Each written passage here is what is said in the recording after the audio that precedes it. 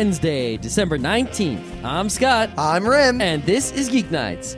Tonight we review Essex County, Volumes 1 and 2 by Jeff Lemire.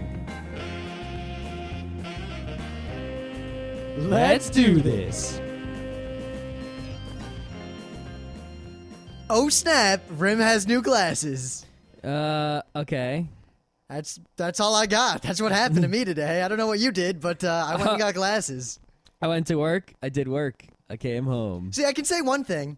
Over the weekend, I thought, oh man, I'm going to go get glasses. There's going to be that blizzard. I'll go to the mall, even though it's near Christmas, Xmas, when generally my policy is to not go within 10 miles of a mall until like January 10th. But there's a blizzard, so I figure, all right, I'll go up the road. There'll be no one at the mall, and I can get some glasses and go to the GameStop, maybe play some DDR. And sure enough, I was the only human being in that mall who was not a worker. Yep. And the doctors who were supposed to give the eye exams also didn't bother to show up. Would you? Probably not if I was a doctor. So there you go. So I went back home, pretty much soundly defeated. And then I learned something. Today I tried to go get glasses like a Pearl Vision or a Lens Crafters, the place I've gone my whole life. And it was kind of a pain. We'll come back in an hour, make an appointment, it'll take forever, blah, blah, blah, insurance. So I just said, screw it. I just went to this place right next to my work in New York on like 42nd Street, and I was like, I need glasses. And I walked out an hour later with 2 pairs of brand new glasses. Yep.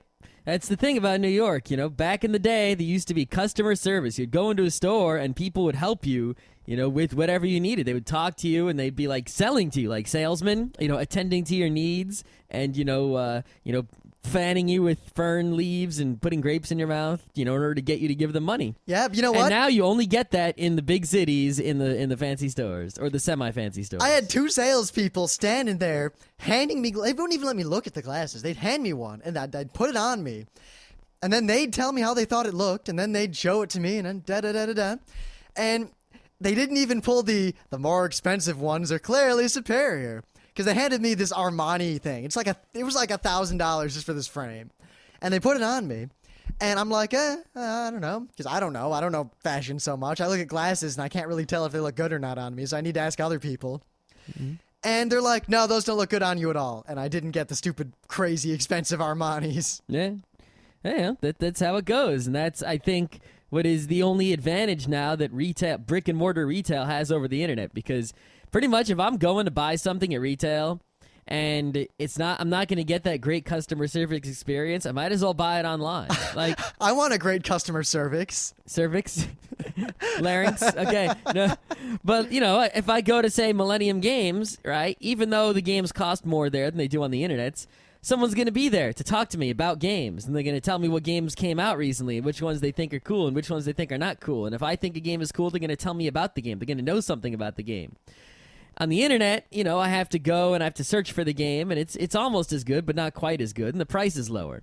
So if I go to, say, normal Joe Schmo's game shop, Joe Schmo just sits behind the counter reading the newspaper. I'm not going to do that. Fuck that. It's either the good customer service in the brick and mortar or the internets. And I kind of realized after I did this that I haven't really gone to stores other than food stores in a long time. And in fact, we tried to order our groceries online, and we live a little bit too far from New York City to get that service. Yep. But yeah, the only place to get decent customer service these days that I found is specialty or semi-specialty shops at minimum. And mostly in New York City. I mean, every time I've ever bought something in a place in New York City that wasn't a chain or a franchise place, there's been excellent customer service in the old-fashioned way. Now, I'm sure, Chicago and L.A. have the same deal, but we're in New York, so we talk about New York. Yeah, I don't know how those other cities are. The problem is I've been to too many cities like Hartford, Connecticut, where there are no stores, and it's just big office buildings from the ground up to the sky. Oh, God, I love Connecticut. That's why, I really, really love Connecticut, because the first time I went, I realized that it's just a really fun, laid-back con. Yep. But we tried to walk out of that con to get some food. Because all that's in Hartford, Connecticut is, first of all, government buildings. This is the capital city of Connecticut, but also office buildings for companies. But unlike New York City, where let's say I own an office building and my company's in it, right? the bottom of that office building is going to be all stores and things. Like the building comes down. It's a big skyscraper, and then the whole bottom floor is just storefronts. Yeah, I mean, Empire State Building, even the whole thing is storefronts, except for the one spot that's the entrance to the Empire State Building. Yeah, my building, the Lincoln Building, has like these tiny little entrances in the four corners, and then just stores. Yep. But go to Hartford, and every skyscraper just comes all the way down to the street. No doors, no windows, nothing. Just a wall, and then the door to the building, and then a wall. It was kind of like walking in a big, empty building that didn't have a roof. Yep. So there's too many cities like that. So those cities don't have the customer service. Yeah, Chicago's and the not like shopping. that. I've been to Chicago a few times. It's more like New York. Yeah, I imagine Vancouver to be sort of similar. Philly can't be like that. I hear tell that Philly's pretty cool. Yeah, Philly's got stores. All right, I'll go first. So I don't have quite as much time to poke around on the internet at my new job like I used to at, say, IBM. So I often find out about the news, 5, sometimes 7 minutes after other people do. How do you get by? I don't really What if miss something it. happens that needs to happen in the next 7 minutes? Like what? Buy something for $1. You got 7 minutes. Then it'll be $1,000. I highly doubt that'll happen. And 2, if it does, A new Apple product's getting released. You got to run and wait in line right away. if it does, I have people like you who go OMG, OMG in my Google chat. Anyway, so I'm sitting there at work and Emily messaged me and she says something to the effect of Satoshi Kon is doing Batman. To which I said, that is probably going to be the second best Batman ever done. Well, I mean, I heard back in the day, when Paprika was newish, that Satoshi Kon's next thing was going to be some sort of thing for the younger audience. I was thinking, so when she said he was doing a Batman, I was like, a Batman movie makes sense. The kids can enjoy the Batman movie, But it sort of seemed kind of weird to me that he was making a Batman movie when there's a live-action Batman coming out kind of soonish. And I think there's a trailer now. Yeah, plus, I mean, the deal is that basically they're making, this new Batman movie from Christopher Nolan's Batman, as was kind of expected. Mm-hmm. And they were going to make some sort of Batmanimatrix to go before it. Batmanimatrix. So, sounds good to me. 6 animated shorts that are going to be called Batman Gotham Knight. Uh-huh. Now, the director that was named was Bruce Timm for the whole project. But according to sources here, Satoshi Kon is going to be the director of at least one of these segments. So it is going to be the Batmanimatrix. Yep, there's going to be 6 of them. And it looks like the people they've got on board, I mean, Satoshi Kon might only be doing one, but I'm still really excited about this because they've got Madhouse, Studio 4C, and Production IG. So they're all going to be great. See, I think this is a good trend because, you think about it. If someone wants to make, say, a collection of shorts, right, or a collection of animated shorts especially, and sell them for money in the U.S., that's kind of hard. Trying to sell something like Memories, in the U.S., not easy. Which is sad because I like things like that a lot. Right. But if you attach them somehow to some existing popular property that like might with the, be topically or, a timely fashion, like such the as Animatrix. like The Matrix just came out. Hey, if we can make an anthology of animated things on a disc and sell it now because we just attach the Matrix name to it and put it out with the regular Matrix and people will buy it. And they did.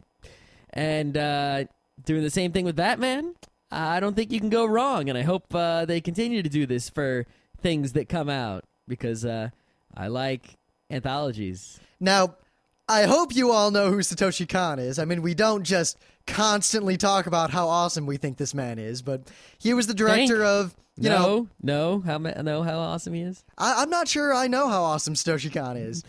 He directed, let's see, Perfect Blue, Paranoia Agent, Paprika, Millennium Actress. Tokyo Godfathers. Yes, that's the one I always forget. That's the best one. It is. All right. No, it isn't. Yeah, it is. Actually, I think Perfect Blue is my favorite. I think I Paranoia only seen Agent. Perfect Blue once, so I don't remember. But Paranoia Agent, I think, is the best. I got to tell you, Paprika is the prettiest. Tokyo Godfathers is the funniest.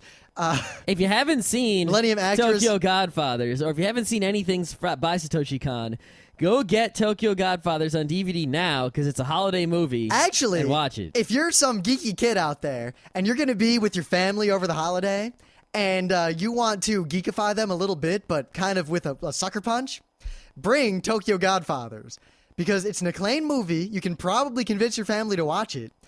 It's a holiday movie. It is definitely a Christmassy movie. Very, very much so. I think we showed it as the Christmas showing at RIT Anime. Yeah. I like how the movie, especially. I'm not going to do a show about Tokyo Godfathers. We will, but not tonight. Did we do one in the past? Maybe. I don't know. If we did, listen to that. If we didn't, remind us, and we'll do it. All right, but yeah, it's one of those good holiday movies where it happens to take place. All the events take place around the holiday season, but there's no actual. It doesn't actually deal with like any holidays directly. Yeah, it's not like the Tokyo Godfathers kidnapped Santa, Yeah. and it's up to you.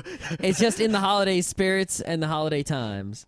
It's also, I guess I would call it one of those feel-good movies. Yep. I mean, it's sad, it's poignant, it's very much a Satoshi Kon film, don't get us wrong, but it's one of his more lighthearted works. Yeah. All right, so, Rim, when you want to find lyrics to musics, Well, what do? I used to go to Sailor Bacon. Well, that's for, anime music. I never looked up lyrics to any other song ever, except once. I looked up the lyrics to Stairway because I couldn't hear what the hell they were saying, and I wondered. Can't believe you don't know lyrics to Stairway. I know the lyrics now. When Yeah. I was a kid, I wasn't sure what a bustle in a hedgerow was. If there's a bustle in your hedgerow, don't be alarmed now. All right. It's just a sprinkling for the May Queen. Exactly. All right. So, yeah, used to go to the Sailor Bacon. But, those people, they protect their lyrics, like with the copyrights. And they're really anal about it because, they want you to buy the album, which has the lyrics printed in the little cover. And sometimes the lyrics aren't even printed in there, Or the worst thing, I remember I got a Nirvana album way back. Or they want you to buy the sheet music that has the lyrics on it so that your band can cover it. Well, the thing is, actually, what bothers me about the whole situation in general is that I can derive, it's not like I'm recreating the whole work, but I can derive information about the work just because I'm a human being. I can listen, I can hear the words. How come I can't transcribe them? Yeah, exactly. It's kind of like how tablatures should be equally legal and free. I mean, if I listen to a song and figure out your chord progression, there's only so many chord progressions. There aren't that many. It's not like I can't figure it out. Yep. You can't copyright a chord progression. Yep.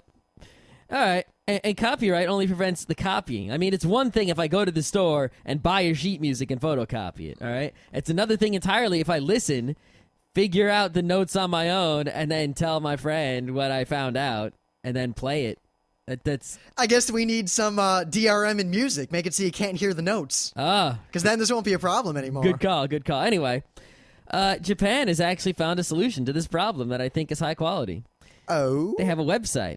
Anikashi.jp, and you can go to this website and you can search for artist, song title, anime series, tie-in program, or any phrase within the lyrics, and you can find lyrics to anime musics. If you type in the word Gundam, it gives you a list of 166 songs that you can get the lyrics to on the site. Now, is it just in Japanese? Do they have the Romanji? Do they have the English translations? I'm gonna go right now because it doesn't say. Because what I need for karaoke Okay, it's are in the Japanese so Romanized. far. It's in Japanese so far. I can't read hiragana that quickly. Yeah, so far it's in Japanese. Great. So I guess it's back to Sailor Bacon for me. If Sailor Bacon still exists, let's see. Hold on, I'm gonna try. I'm sure the spirit of Sailor Bacon lives on, regardless of whether or not the actual site that may or may not have been run by a man named Sailor Bacon, who may or may not have dressed up as a Sailor Scout. Oh yeah, it's in Japanese, but regardless, it is fully authorized by the Japanese Society for the Rights of Authors, Composers, and Publishers, which is the people who manage the lyrics, whatever. So it's totally legal. And this is exactly what they need to do in the U.S. If you want people to stop doing technically illegal things, and you want to sort of put some control on it, then you have to offer something that is better. You have to, it's possible to compete with BitTorrents or, crappy lyrics, fan-made lyric sites. You just put up a quality lyric site that's yours, and people will go to that one instead. And Japan did that, and the U.S. should follow suit if they're smart.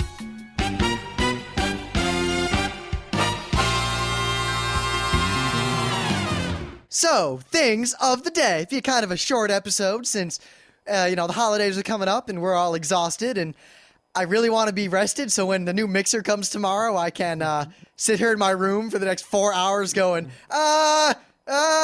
testing. You mean you're going to fiddle about? Uh, Fiddle about. I'm going to fiddle about with Fiddle about. I'm going to fiddle about with knobs for like 8 hours. Yeah, Rim likes to fiddle the knobs. Hey, the thing is, when I first got my mixer, it doesn't have so many knobs. It has like 15 knobs on it. How many knobs do you need? There are like 70 knobs I can mess with on this new mixer. You have a knob fetish. I like knobs. Well, there we have it, people. So, He likes the knobs. my thing of the day, in fact, involves a knob. Great. So I'm using this partly because, I don't know, I have mixed feelings about this thing today because it's one of those top 10 lists, and it's done in a very kind of pedestrian radio voice, like, and number 10 is blah. Well, No. yeah, it's a Screw Attack one, right? Yeah, Screw Attack's like does. that. They do all theirs in the same style, so. Yeah, I don't like that style. It's kind of this old world thing. And Yeah, sometimes their top 10 lists are good, and sometimes not so good. Well, this one starts out strong. The number 10 is arguably one of the funniest ones. Yep. And then pretty much like 8 through 3 are patently unfunny. And then it suddenly gets funny at the end. Except number 1 wasn't so good. Oh, number 1 wasn't so great, but a couple of the other ones. Yeah. It's basically a Christmas themed, the top 10 hoes, get it, Santa Claus, ho ho ho, in video games. Yeah, I could have thought of 10 better hoes, let me tell you. Yeah, I definitely could have, but watch it to the end because I think number 2, right around there's a pretty good payoff. And the first one they give you, I don't know why I never noticed that. I don't know why I never thought of that because I've seen all sorts of times where people make a website of check out these unfortunate screenshots from video games, but never saw this one before. Nope. I mean, That's a game I've never even seen before. You've never seen that game before? Not really. I mean, I've seen the glory holes in Total Recall, Oh, the glory holes. but this one was news to me. Okay.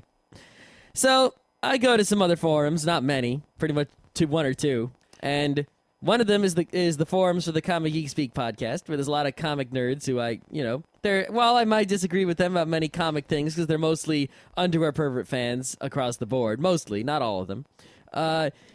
They're cool people and their forum's okay. I think it helps that. And I don't go to all the threads. I go to very few of the threads. So. See, Scott and I have kind of different circles here. Like, I meet some of these people at cons, like the Comic Geek Speak people. I meet a few of them, and every one of them I've ever met has been really cool. And I remember they wanted to shake my hand when I finally read Frank Miller's Batman. Yeah. Yeah. The Dark Knight Returns, not that other one that they had a look of horror. There's a lot of Batmans that Frank Miller has written. Yeah, and when I said I read Frank Miller's Batman, they looked at me with this look of horror, and they're like, Dark Knight Returns, right? Yeah, because lately he's been sucking. Okay. Anyway, so one guy, his name on that forum is Dad Zorro. All right. So him and his wife, they go to the comic shop, I guess, with the kids. Nice little comic family. And the guys at the comic shop are apparently really nice to their kids, and they appreciated that. So they made some gingerbread cookies to give to the guys at the comic book store. But then they took some food, the frosting of different colors that you can just sort of decorate food with. I guess you get at the cake decorating section of the store there. And they decorated these gingerbread mans to look like superheroes. And some of them were done by the kids, obviously, so they don't look that high quality, but you can recognize which hero they are anyway. And some were done by the mom or the dad, and they're pretty high quality, so you can look at those, and they're high quality. And yeah, little underwear pervert gingerbread mans. They're really cute and awesome. I think Scott's favorite one was the Hulk. There's two Hulk ones. There's the first Hulk one, though, the one that is done by the parent, obviously, is super cute and high quality. I don't know. I really like that Iron Man. Well, I don't know why. I don't like Iron Man. So. I don't know why you don't like Iron Man. I don't like Iron Man. He sucks. He's a stupid character, even before recent events of Iron Man. Good song, though. Yeah, that's completely unrelated. There's also two different Batmans. There's, the black and gray Batman, and there's the blue Batman. The blue Batman that Batman is my favorite Batman. Yeah, the blue Batman is high quality also. But yeah, check these out. They're pretty cool. These people are pretty cool. You should do similar things. Maybe anime character, gingerbread. Well, we had some, one awesome person actually make a cornucopia for us, mostly for Scott. One person made a cornucopia. They were awesome. Everyone else sucks. I don't know, or maybe we're thinking about making some cookies, because actually, Emily's going out of town. I think everyone is going out of town to do Xmas stuff. except us. Scott and I always celebrate a Jewish Christmas. I'm the Jew and Rim's the honorary Jew. Yeah, so we maybe go to a movie, get some Chinese food, and we're probably going to sit in the house recording like Maybe 20 my episodes of parents sent me a Geeknights. link to a YouTube that was pretty crappy, but it was a Jew kid. You know, he was pretty actually good at singing and music, but, you know, he made a little music... Chocolate rain. No, he made a little music video about, you know, a Jew going to eat Chinese food and watch movies on Christmas. So maybe I'll make that my thing of the day tomorrow, even though it's not that great. It's still relevant. Yeah, but if you guys can think of some gingerbread cookies we should make. Yeah, I'm trying to, because a lot of other people with podcasts and other internet creative people... Oh, you want to be like those other people? No. But they seem to be much more successful in getting their community to create more things. You I know? think the problem, one, is that we tend to not follow through on sending the prizes we're supposed to send. We've got a growing list of We people. don't need prizes. I mean, like these comic guys, right? Every month or so, they say, all right, everyone, we're going to start a thread, a fan art thread. Everyone draw animals. And people just draw animals like crazy. And they say, all right, guys, we're done drawing animals. Draw guys with capes. And they'll draw guys with capes. You know? I think, number two, we very rarely will explicitly say, do X for us, and then follow up by reminding people and make a specific thread in the forum that we look at and maintain, and then we talk about on the show. Yeah. I generally, though, in general, I know we're not going to, follow through on any of that business, but I want to stir up more creativity among the listeners. So, stir. Do make things. Stir. So I'll tell you this. If anyone gives us a good idea for something to make out of gingerbread, and other Or than a anything house, to make at all. Make foods that are geeky. you know what people are going to say? They're going to say, make a podcast. Yeah, Make right. more podcasts. Make a video cast. Oh, well. You want to Yeah. get into the main bit here? Yeah, well, if you want your video cast, hold out till Katsukan, and I'll tell you more later. Okay.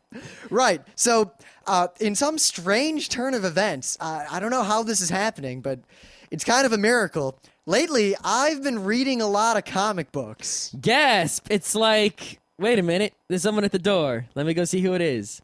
It's not opportunity. No, and I don't no, think it's no, death. No, it's Satan. He says he needs to borrow your blanket. Oh, joke about how hell freezes over. That was clever. That was new media joke Wait, right something there. just bumped into the window here. Let me go see what it was. Oh, flying pig. It's still good, I hear. Oh my, it is indeed a swan with wings. Gasp.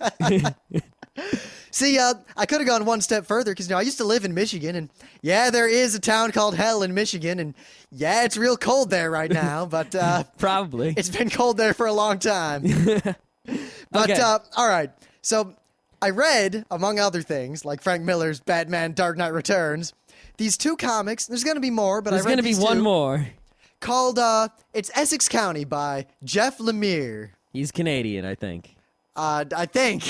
I get the impression. I get the impression he's a Canadian dude. The reason I get that impression is that they're well, suffice to say, we'll talk about this, but the second one is about hockey. The first one has hockey in it. The second one is a hockey story in the sense that I don't think a human being could write a story that involves hockey so true to the spirit of the people who like hockey who is not either Canadian or from northern Michigan.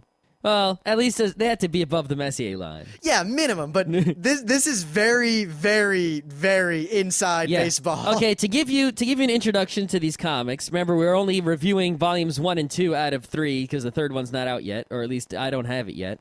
On the back, every book lately, on the back, they will tell you like what genres the book is in. And that helps the bookstores, shelve the books properly. On the back of this book, it says Farm Life / hockey / graphic novels. That sums it up. Farm life, hockey, graphic novels. Yep. All right, so let's talk about Volume 1 first. All right, Volume 1 is, just give you a quick summary of the story. There's a young kid.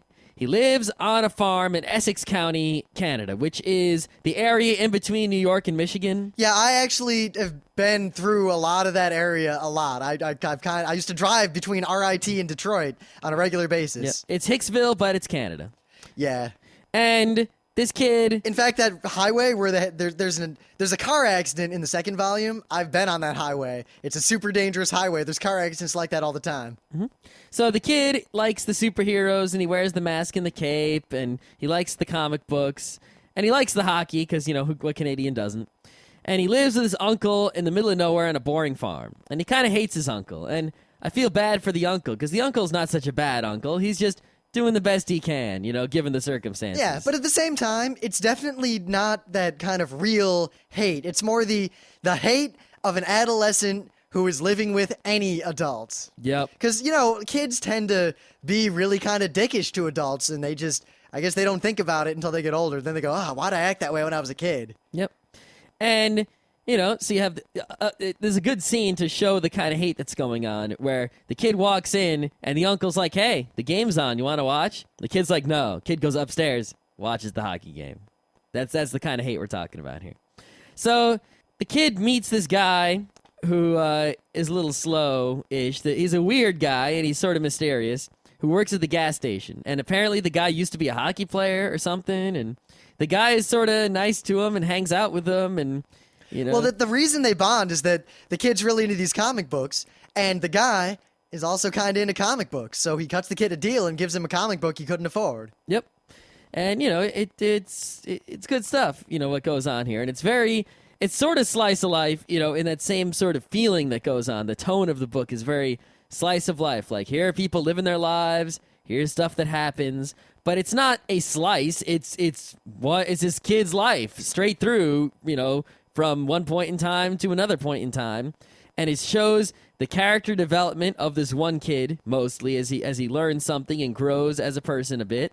And it also sort of introduces you to the uncle and to the hockey playing guy, who also live in the town, and, things about them which come into play in Volume 2. Now, it's pretty good. It's not the best thing I've ever read, though, by far. The first volume, I kind of was left with this sense of I didn't get much out of it. Like, I see what they were going with it. I see what they did. I see what the intent was. I get it. I just didn't really feel a lot. Yeah, for me, the first volume, it does some clever stuff, and it's going in the right direction, but I don't think it comes on strong enough. It feels kind of like, they came up with an idea and they did it, but they could have done it, more powerfully. It's like, yup, there it is. But then again, that might just be because it's the first one. It could be an intentional setup like that. Because the thing is, there's a thin thread linking the first one and the second one, even though they're effectively completely separate. And if you wanted to, and if you're not sure if you'll like this stuff, I'd recommend just reading the second one first. Well, but how much does the second one cost there? Look on the back. $15? Yeah, the first one's $10. I think it's worth it. The second one is far superior. The second one is far superior. I mean, granted, when the third one comes out, we'll know if you have to have read the first one. Yep. Well, I do think that there's much that is added to the second one if you did read the first one. Because when I was reading the second one, I was because I had read the first one, I knew things, and I kept trying to connect them, and that sort of changed the way in which I read the second one. Well, yeah, because you're trying to figure out who that guy is, because it starts, you're like, oh, it's that guy. And then, wait a minute, he doesn't look quite the same. Huh, he's not the same.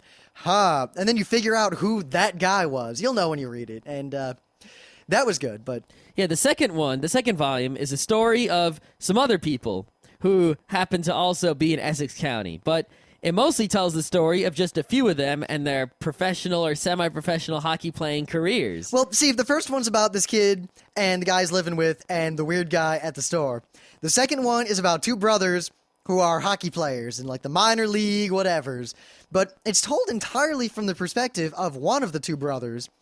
And it's told as a flashback reminiscence of this old, deaf, dumb, barely able to stand or think, going senile and dying man, just kind of recounting his life to himself because no one else cares. Actually, the thing about it is, early on, it shows you this is, there's an old, decrepit man who's, angry at the world, and he's probably gonna die within, not too long because he's so old. Sitting on his porch or whatever, living out his final days, reminiscing about his life and what went wrong and what went right. And as he goes, flashes back, and you sort of forget that it was this old man and you're just paying attention because the flashback is this whole story, and then it goes back to the old man. You're just like, fucks. But what it does, and I thought this was very interesting, it flashes back in little bits and little chunks, and there's a lot of narration of him just thinking I did this, why did I do this? And as it goes on, the flashbacks are longer, and I guess the lucid moments or the present moments are shorter, as the flashbacks recount his whole life, eventually getting up to the point where now he's an old man. And I don't know, the effect is really, really immersive, despite the art, which we'll get to. The art's... It serves its purpose. Yeah, it's a different style, but Yes. the thing I like about the second volume so much is that it's this guy. The guy's story itself has like everything that makes a story awesome. It's got like the awesome hockey playing drama, but not the drama of actually the games of hockey, but the sort of like that sideline drama. The in the locker room drama going on. And it's so human, the description of the people's feelings and the way they act. That's a good way to describe it. I mean, the dialogue is all very organic and realistic, and you feel like you're reading an actual account of someone's real life. Yeah, it's like this is how people do. It's not, melodramatic or, sensationalized or anything like that. It's this is how it goes down with people. It's very real. Like, yeah, that's how you could imagine that this was biographical or autobiographical even though it's not. It's completely fictional. It says, la la la. It is a fictional story taking place. Tales from the Farm is the first in a trilogy of graphic novels set in a fictionalized version of Lemire's hometown of Essex County, Ontario. So the guy who wrote this, he's writing about his town. So the setting is real. The setting is autobiographical, but the characters are made up and the story's made up. Now, in terms of the art is very, very minimalist and very sketchy and very inconsistent. Yeah, it's not so much inconsistent. I mean, you can always tell, unlike a lot of other very stylized, arts and comics, you can always recognize which characters are which right off the bat. Well, let me put it this way. Sometimes you watch an anime or read a comic and you see a character and you recognize them, but they're a little off model. It happens every now and then in like Ghost in the Shell. Even good anime, they get off model. And sometimes they do it so badly that you're not quite sure which character it is. Is it a new character? Is it that character you just saw on the last page? Here, the style is such that you can always tell who someone is, mostly by the shape of their nose. Yeah, but the noses are very important. In terms of going off model, there's really no model to go off of. Yeah, it's a very sketchy kind of. I really don't know what to compare it to. Sort of Aeon Fluxy, not really. Nah, I don't know what I would say. It's just it's very sloppy, but purposefully so. Yeah, and he actually changes up the style at certain times. Like, there's parts where it sort of gets a little bit watercolory and hazy during this flashback scene. And there's a bunch of pages in the first volume where the kid drew a comic book, and you're reading the comic book that the kid drew. Oh, that was awful. It's good, but it looks a lot like the kinds of things you see kids draw. It looks a lot like the kind of things that I drew when I was drawing comic books when I was in fifth grade, and that's what makes it so real. It's actually better than the comics I drew when I was in fifth grade. But it looks literally like he drew, like, with a pen, he must have had a fifth grader draw a comic book and then scanned it in, because that's what it looks like. One thing I can say, though, that was it was unnerving at first, but then you get used to it. It's almost like every character is a caricature in that there's really no perspective at all. Characters are always facing you pretty much no matter where they're facing, and everyone's kind of standing like straight up in odd angles, and there's really no sort of consistency in the scenes in terms of where things are placed, but none of that really matters. No, it really doesn't at all. It's kind of like you look at it and you think, wow, this is badly drawn, but then you start reading it and the story is so strong and the art serves its purpose so well that you'll just completely forget and lose track of that, and just suddenly you'll finish the story. Yeah. A nice touch, I thought, with the printing of the book is that on the inside of the back cover, it shows the back of a Topps hockey card, because I have some cards from that series of hockey cards. Like baseball cards, but with hockey players on them, where it's got like the skate and all the statistics are in the state. But instead of, having, the statistics in the state, it's got like, Jeff Lemire's information inside this, it looks like the back of a card, but it's cool. I like that. But I mean, I don't know what else I can have to say. I don't want to spoil anything at all, because, each one of these is basically a standalone story that you can just read, and I feel like you should just read it. I do recommend these. This is definitely high quality, highbrow, sort of non-underwear pervert Canadian comics. Available from Top Shelf Productions. Everything they make is highbrow and awesome. Now, if you're not sure if you'll like this, I personally recommend that you just pick up Essex County Volume 2 Ghost Stories. Yeah, I mean, you will miss out on some things in Volume 2 because you did not read Volume 1, but you'll still get it, and you'll know if you like it or not. And you can always go and get Volume 1, then read Volume 2 again, and to get the correct experience, I guess. And it's only going to be 3 volumes, so you're just, one away from finishing the whole deal. Yep. And I gotta say, at the end of Ghost Stories, pages 218 and 219. Let me see those pages. That was when that happened. I didn't cry, but that really got to me because the stories are really sad. Don't come into this expecting it's going to be some happy, fun slice of life. No, remember, these are people on a farm with drama and shitty lives. Sad things happen. There isn't many happy times for these people. It's people, recounting their days in a boring-ass crap town. Well, the thing is, they recount it in a very realistic way. Especially in Ghost Stories, it's just an old man kind of having his entire life flash before his eyes, and he remembers the good and the bad. And it kind of follows the way memory goes, where the big moments and the important conversations and the things that mattered stand out, and as a result, he remembers them more.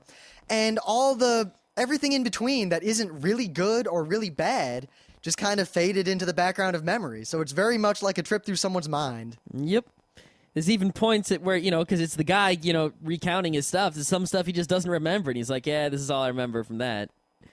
Oh, well. Is there anything else to say about this? Not really.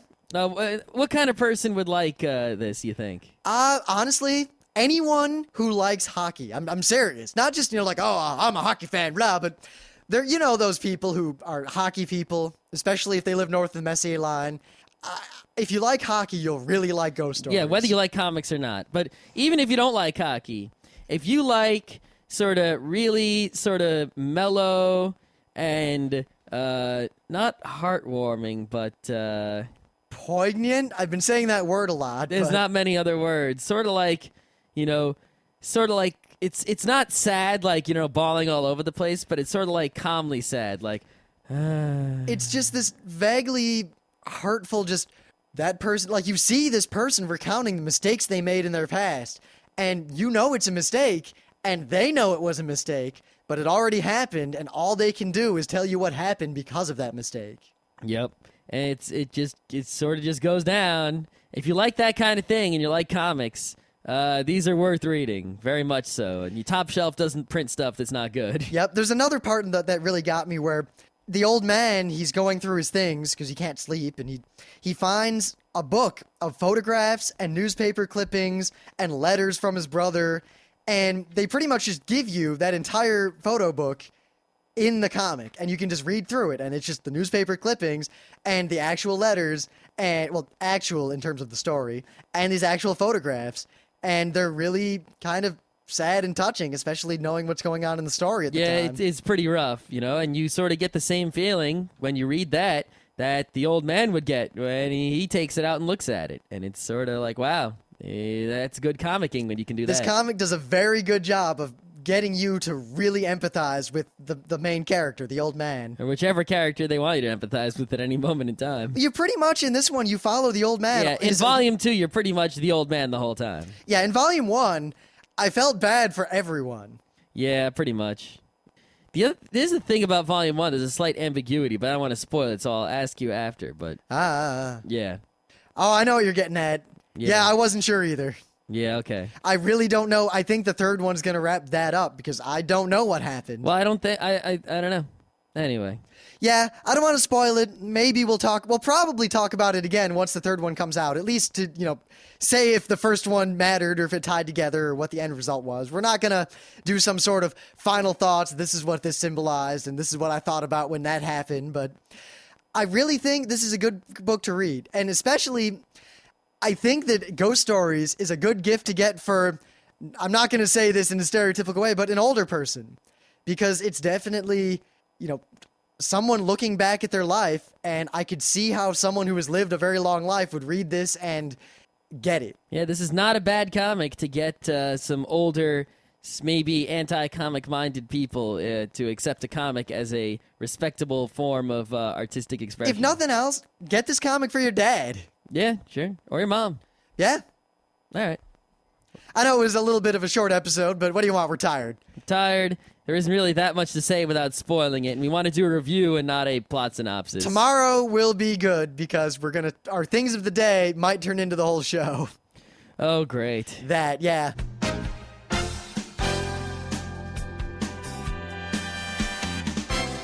This has been Geeknights with Rim and Scott. Special thanks to DJ Pretzel for the opening music. Be sure to visit our website at www.frontrowcrew.com, where you'll find show notes, links, our awesome forum, a link to our Frapper map, and links to all the RSS feeds. We say feeds plural because Geeknights airs 4 nights a week, covering 4 different brands of geekery. Mondays are science and technology. Tuesdays, we have video games, board games, and RPGs. Wednesdays are anime, manga, comic nights. And Thursdays are the catch-alls for various rants and tomfoolery. You can send us feedback by email to geeknights@frontrowcrew.com. Or you can send audio feedback via Odeo. Just click the link that says Send Me an Odeo on the right side of our website. If you like what you hear, you can catch the last 100 episodes in iTunes or in your favorite podcatcher. For the complete archives, visit the website, which has everything. Geeknights is distributed under a Creative Commons Attribution Non-Commercial Share-alike 2.5 license. This means you can do whatever you want with it as long as you give us credit, don't make money, and share it in kind. Geeknights is recorded live with no studio and no audience. But unlike those other late shows, it's actually recorded at night.